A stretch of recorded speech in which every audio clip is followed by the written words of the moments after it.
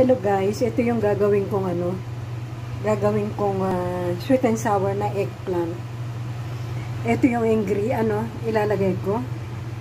Ingredient ko, yung red chili bell, saka green, tapos yung white onion. Chinap ko siyang maliliit.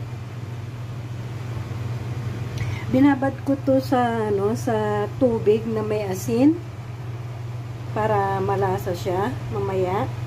Ipa-fry natin siya, iko-coating din natin siya sa egg at cornstarch bago natin siyang i-fry. Then, nasa sa inyo na po kung gagawa kayo ng sauce niya, yung sweet and sour.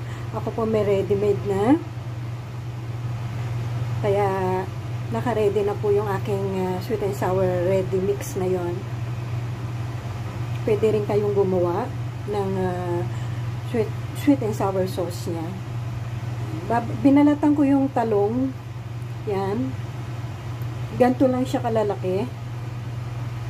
Yan. Ganyan lang siya kalalaki.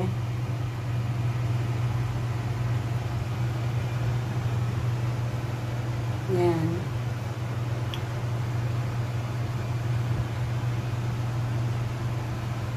Sweet and sour eggplant yan gagawin natin mamaya.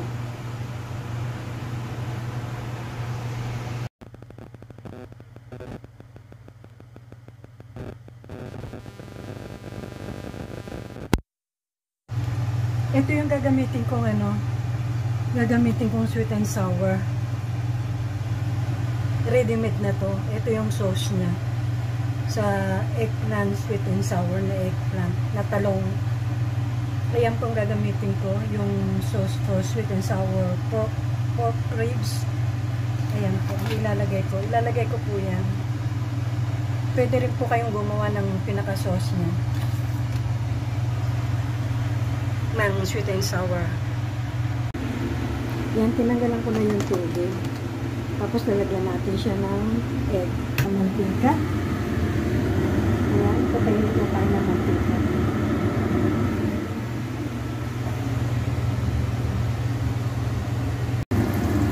Ayan na po yung eggplant, yung talong. Ayan, medyo brown na siya.